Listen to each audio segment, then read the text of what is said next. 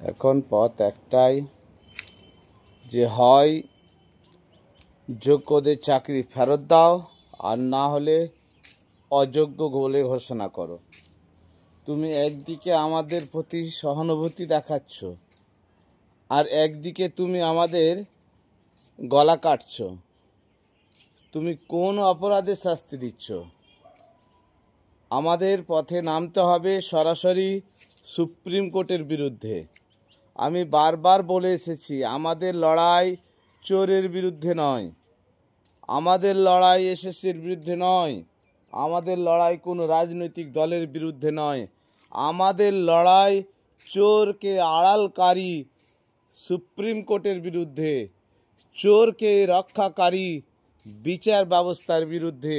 আর এই চোরেদের সর্দার হয়ে দাঁড়িয়েছে বিচারপতি সঞ্জয় কুমার। তাই আমাদের প্রত্যেকের দাবি একটাই হওয়া উচিত, যে আমরা এই সঞ্জয় কুমারের হাত থেকে অব্যাহতি চাই।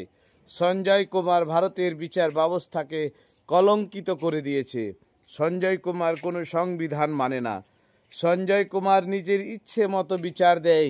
সঞ্জয় কুমার এটা কখনো প্রমাণ করতে পারবে না যে আমরা দোষী, বা ভারতবর্ষে এমন কোনো জাজমেন্ট দেয়নি কোনো বিচারপতি যে নির্দোষরা শাস্তি পেয়েছে, নির্দোষদের চাকরি কেড়ে নিয়েছে, এরকম কোনো জাজমেন্টই সঞ্জয় কুমার দেখাতে পারবে না।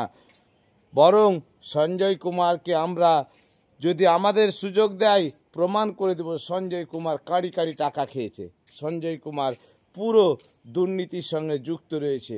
আমাদের তাই সঞ্জয় কুমারের বিরুদ্ধে পথে নামতে হবে।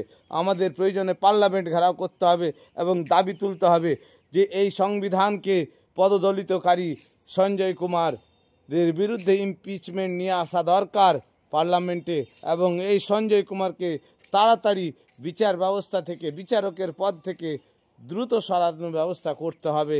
এই জন্য প্রয়োজনে আমরা পার্লামেন্ট ঘেরাও করতে হবে।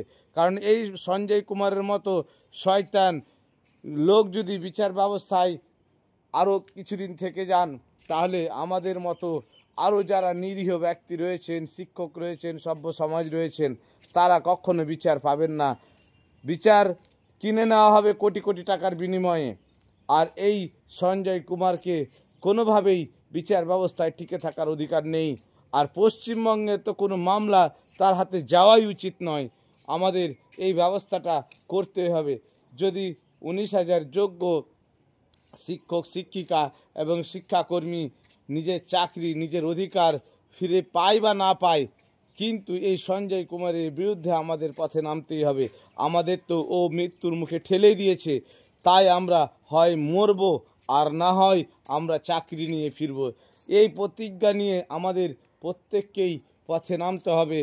ডাইরেক্ট সুপ্রিম কোর্টের প্রধান বিচারপতির হস্তক্ষেপ চাইতে হবে, এবং আমাদের যাতে দোষী প্রুফ করে আমাদের সাজা দেয়, আমরা খুশি মনে সে সাজা মেনে নেব।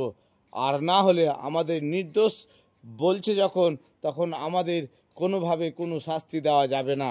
আমাদের এই প্রতিবাদ করতে হবে, এই প্রতিবাদ করতেই হবে। আর না হলে আমাদের কোনোভাবে চাকরি ফিরে পাওয়া সম্ভব হবে না। ধন্যবাদ।